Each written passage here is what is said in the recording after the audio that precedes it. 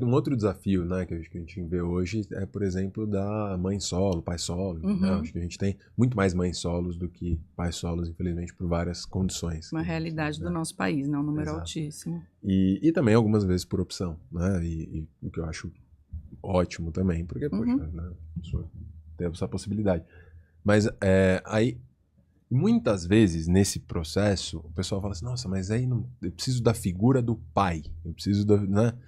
E será que você realmente precisa da figura, de uma figura que seja masculina, ou seria, ou isso vem de uma noção muito mais antiga de que não, o homem é o cara que vai colocar autoridade, a mãe é que vai acolher as dificuldades, né? Será que não fica um pouco associado a isso?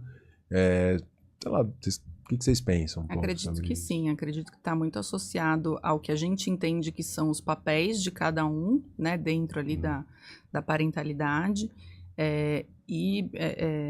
enfim, não vejo uma razão para a gente perpetuar essa ideia, né? Então tá faltando alguma coisa para essa criança que tem duas mães ou que tem só uma mãe, porque não tem a figura do pai.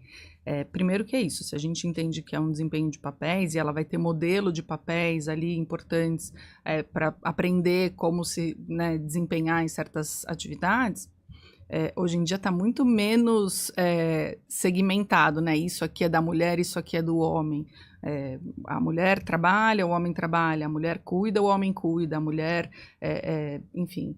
Então, eu acho que vai muito mais da gente entender, né? Se existe alguma falta de algum tipo de repertório ou de alguma coisa que a criança precise aprender, não por conta da falta de uma figura masculina, mas porque precisa aprender a desempenhar algum papel que não está aprendendo, a gente pode cuidar disso. E independente de qual seja esse núcleo familiar. Com um pai e uma mãe, com duas mães, com uma mãe só, com um pai Mãe, só, com dois avó, pais. tia, né? Exato. Hoje você tem, né?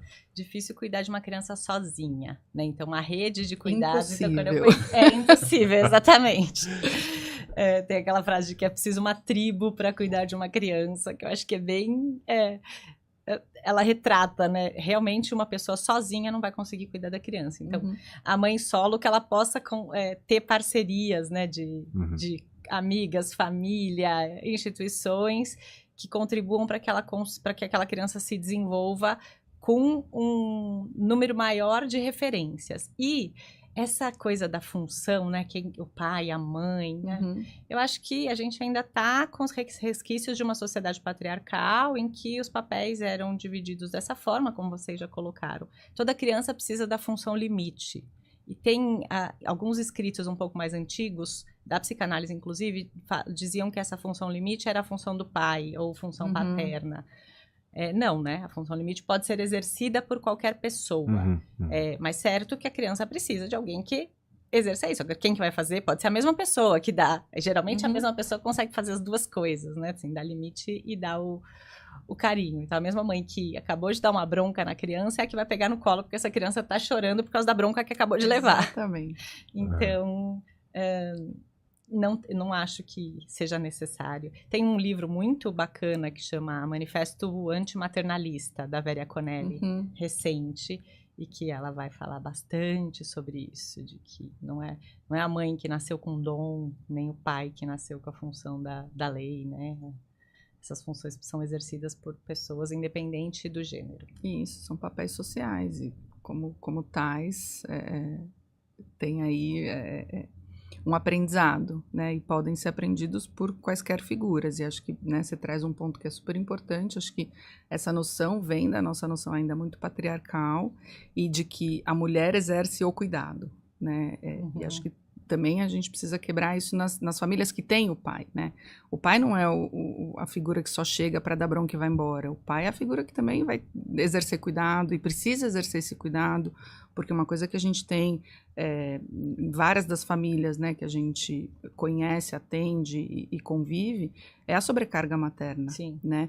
Ainda existe muita família em que a mãe desempenha única e exclusivamente todas as funções relacionadas ao cuidado, e é muito pesado, não é trabalho para uma pessoa, é trabalho para uma tribo, né? Então, acho que quebrar com esses paradigmas em todos esses pontos que você trouxe, né? Tanto da família que não tem a figura do pai, quanto na família que tem a figura do pai, mas o pai é ausente. Acho que a gente precisa repensar, de fato, né, o exercício do cuidado. Eu lembrei de uma coisa que são as legislações, elas também precisam ser modificadas, né? Quando a gente lembra da licença maternidade, a licença paternidade... Não existe licença paternidade, né? 5 dias você nem chegou em casa, você ainda está, né, em outro planeta. Justamente. Então, algumas empresas estão adotando essa política de uma licença parentalidade, né? Que faria muito mais sentido, mas a gente ainda tem uma lei que obriga... que garante o direito da mulher em 4 meses e do homem em 5 dias. Então, a gente ainda tem muito a avançar, né? Não dá para dizer que as relações de gênero no cuidado da criança estão igualitárias. Ainda temos muita coisa para fazer. Mas sim, temos situações hoje muito menos fechadas nesse modelo que a gente pode chamar já de antigo, de que a mãe cuida e o pai dá bronca, ou o pai traz o dinheiro para casa e não lida com nada, né? Não conhece a escola, as professoras da escola. E depois nas escolas também me chama a atenção isso, né? Você vai na reunião de responsáveis, muitas vezes a professora ali se refere às mulheres apenas. E tem lá 2, 3 pais que estão, né, interessados ali em romper com essa lógica Mas a gente ainda perpetua. Se sentem excluídos. Acho que a gente ainda tem isso muito arraigado, né, na sociedade. Estamos caminhando, mas acho que tem um processo. Né? Só da gente estar pautando isso, né, eu já acho que temos um avanço, mas ainda tem um caminho enorme para percorrer. Porque é isso, se você não consegue, por exemplo, se a mulher vai ter 6 meses, 4 meses, né, de licença, é muito mais fácil ela começar a sentir sobrecarga, até porque a relação que ela vai começar a estabelecer, ela que vai saber onde é que estão as coisas. Exato. Porque ela tá presente. Né?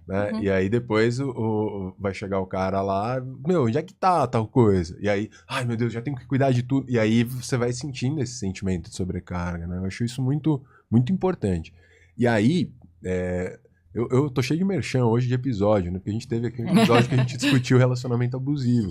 Porque aí você começa a ter uma diferenciação muito grande, e aí sim uma sensação de... E aí é um prato cheio pra você começar a ter um abuso dentro de uma relação.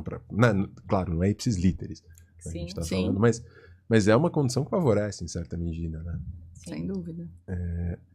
E, gente, eu acho... Tem um ponto que vocês colocaram que é de limite. E tem uma coisa que eu acho que hoje em dia é difícil, que é você conseguir separar claramente o que é afetividade de como você coloca limite. Às vezes as pessoas acham que colocar limite é você gritar com a criança, você bater na criança e tal. E não necessariamente, né? E você pode conseguir colocar limite de maneira afetiva, ou não. Sem sombra de dúvidas. Acho que esse é o ponto a bola da vez, né? Nas discussões aí de fóruns de internet em relação à parentalidade, né? Então hoje em dia a gente tem que ser permissivo. Não. Existe uma confusão muito grande e eu acho que vem um pouco da do nosso novo olhar para as emoções, né? Acho que quando a gente fala de acolhimento emocional, validação emocional, a gente não está falando de você permitir comportamentos, né? E acho que nós da análise do comportamento, até puxando um pouco a brasa aqui para minha sardinha, a gente consegue falar disso de uma maneira operacional que facilita para as pessoas entenderem. Então, uma coisa é a maneira como eu me comporto, uma coisa é a maneira como eu me sinto. O sentir, a emoção, ela nunca está errada, né? Porque o que você sente é uma resposta a alguma coisa que aconteceu, né? Então eu tô triste, eu tô feliz, eu tô com raiva, eu tô brava, enfim, qualquer que seja a emoção que você tá sentindo, ela é produto ali de um evento, não né? pude tomar o sorvete, claro, eu vou ficar frustrado. Exato, né? Existe ali um sentimento que é originado nessa situação.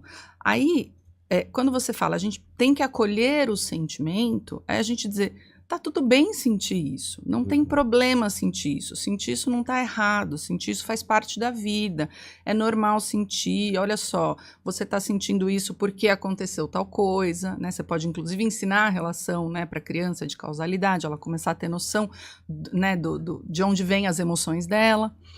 Agora, disso para, então tá bom, pode tomar o sorvete, é um pulo muito grande, né? Então a gente vai manter o sorvete agora não, a gente vai almoçar, a gente, né, sorvete a gente vai deixar para depois, sorvete não é uma coisa que a gente come todo dia, né? A gente tem que cuidar da alimentação, mas eu posso acolher a sua tristeza por não ter o sorvete, né?